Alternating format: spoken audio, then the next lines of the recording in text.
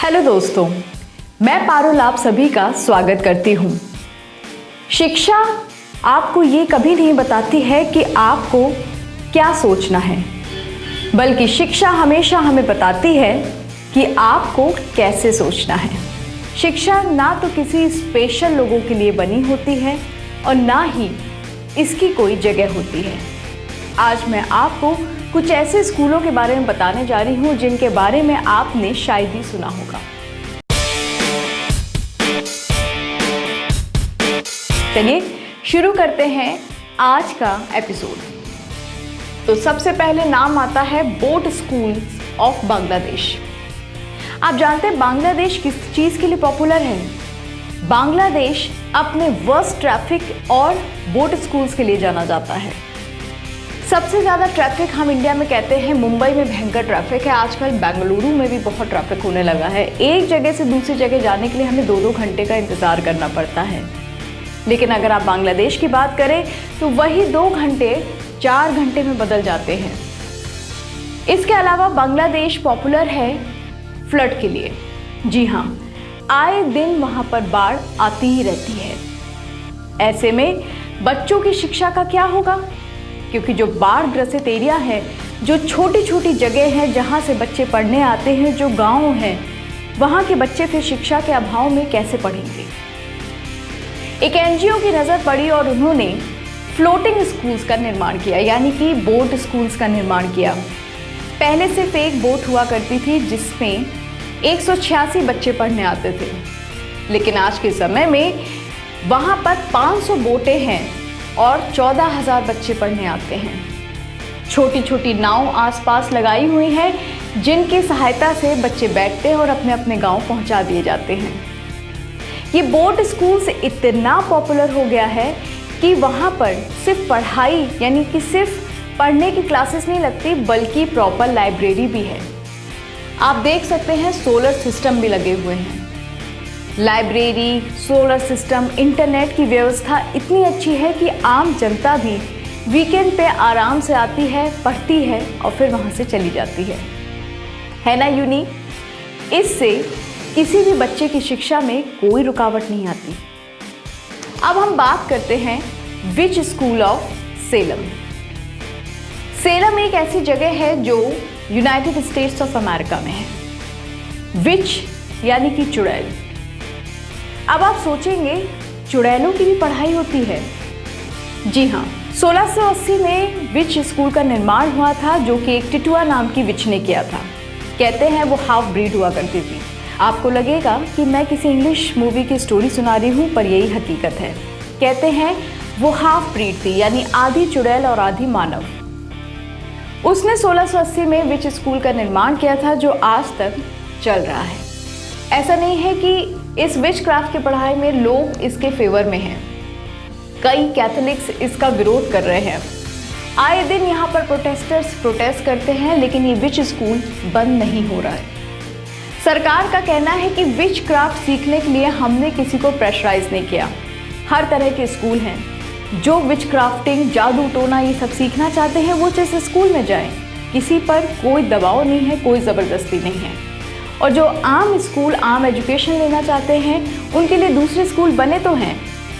इसलिए ये स्कूल आज भी वैसा ही चल रहा है जैसे पहले चलता आ रहा था। अब हम बात करते हैं डोंगजोंग केव स्कूल, चाइना की। डोंगजोंग का इटसेल्फ मतलब ही होता है केव। केव का मतलब होता है गुफा। डोंगजोंग स्कूल ये बनाया था 4 टीचर्स ने। जी हाँ, चाइना में आज भी कुछ ऐसी जगह हैं, कुछ ऐसी विलेजेस हैं जहाँ पर बहुत ज़्यादा गरीबी है। सरकार ध्यान नहीं दे रही, कच्चे रास्ते बने हैं, माउंटेन्स में ये विलेज स्थित है। बच्चे पढ़ें तो कैसे पढ़ें? खेलते खेलते उम्र बढ़ जाती थी, बच्चे अनपढ़ रह जाते थे। ये देखकर उसी गांव के 4 लोगों ने इस स्कूल का निर्माण किया। कोई इंफ्रास्ट्रक्चर नहीं, कोई कीमत नहीं लगाई, बस एक केव के अंदर उन्होंने बोर्ड लगाया और बच्चों को पढ़ाना शुरू किया। शुरुआत में सिर्फ 4 टीचर हुआ करते थे बच्चों की पढ़ाई के लिए, लेकिन आज के टाइम पे ये स्कूल इतना पॉपुलर हो गया है कि ना सिर्फ डोंगजोंग गांव बल्कि आसपास के इलाके के बच्चे भी इस केव स्कूल में पढ़ने आते हैं। शिक्षा को कोई रोक नहीं सकता। अगर आपके पास विजन है तो पढ़ाई तो आप कहीं से भी शुरू कर सकते हैं। इस गांव में इतना अभाव था कि लोगों को एक जगह से दूसरी जगह जाने के लिए भी पहाड़ पे चढ़ना पड़ता था। ऐसे में बच्चे करें तो क्या करें, ना बिजली, ना खाना और ना ही रास्ता। अब हम बात करते हैं school of the future Philadelphia की। अब आप कहेंगे आजकल के मॉडर्न ज़माने में सारे स्कूल बड़े हाईटेक हो गए हैं, इसमें ऐसा खास क्या है? हाईटेक भले ही हो, लेकिन किताब एक ऐसी चीज़ है जो हर स्कूल में दी जाती है। बुक्स का खर्चा तो हर स्कूल में उठाया जाता है, लेकिन इस स्कूल में ऐसा नहीं है और इसीलिए ये बड़ा ही यूनिक है। इस स्कूल में बच्चों को किताबें नहीं दी जाती हैं। बच्चों की पढ़ाई सिर्फ और सिर्फ लैपटॉप या डेस्कटॉप के ज़रिए होती है, जिसके वो कहते हैं कि हम डिजिटल वर्ल्ड में जी रहे हैं, तो बुक्स किस बात की। सबसे खास बात यह है कि ये स्कूल पुअर फैमिलीज़ के लिए बना है। आपको लग रहा होगा कि इतना हाईटेक स्कूल है, यहाँ तो भाई अफोर्ड करना ही मुश्किल है, अमीर बच्चे ही पढ़ने आते होंगे, पर यह आप गलत हैं। इस स्कूल का निर्माण पुअर फैमिलीज़ के लिए हुआ है।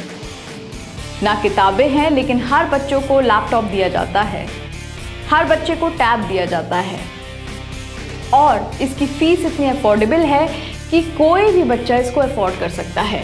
अगर बच्चा होशियार है तो आपको पूरी स्कूलिंग के दौरान स्कॉलरशिप दी जाती है। तो है ना उन लोगों के लिए जो पैसे के अभाव में दूर दूर रहते हैं। चलिए अब बात करते हैं हम फॉरेस्ट किंडरगार्टन स्कूल की, जो कि यूरोप में है। आपने बहुत ही अच्छे ब्रांड्स सुने होंगे, जैसे मकून्स या फुटप्रिंट्स, जो बच्चों को बहुत ही अच्छी स्कूलिंग देता है। डे केयर है, प्ले स्कूल है, किंडरगार्टन तक की पढ़ाई होती है। लेकिन ये फॉरेस्ट स्कूल एक अलग ही आइडिया है। बच्चों को फॉरेस्ट में पढ़ाया जाता है। कहते हैं नेचर से बच्चे क्यों दूर रहें, हम क्यों एक ऐसा स्कूल बनाएं जिसके अंदर बच्चे दब के रहें, चार दीवारियों के अंदर, ना उनको नेचर से कोई कांटेक्ट होता है। एसी के अंदर पढ़ के बच्चों का विकास रुक जाता है। जब वो चीज़ें सामने देखते हैं, मिट्टी से खेलते हैं, वहीं से बच्चों का विकास होता है। कुछ ऐसी ही सोच के साथ ये स्कूल शुरू हुआ। आप जानते हैं इसकी खास बात क्या है? इसकी खास बात है कि ये स्कूल 12 महीने चलता है। वो कहते हैं कि अगर रेनी सीजन में आप आते हैं तो आप आराम से बूट्स और रेनकोट पहन के आइए। गर्मी में आते हैं तो कहाँ गर्मी, क्योंकि फॉरेस्ट में इतने पेड़ होते हैं कि ठंडी हवा तो अपने आप लगेगी। ठंड में आते हैं स्वेटर पहन के आइए, लेकिन स्कूल 12 महीने चलेगा। जब आप नेचर को सामने से देखते हैं, उस बीच पढ़ना एक अलग ही मज़ा है। एक्सप्लोर करना, कुछ बच्चे पेड़ पे चढ़ जाते हैं, कुछ फूलों पत्तियों के साथ खेलते हैं। कहते हैं इससे उनका जो विकास होता है वो स्कूल में पढ़ने वाले बच्चों से कहीं ज़्यादा अच्छा होता है।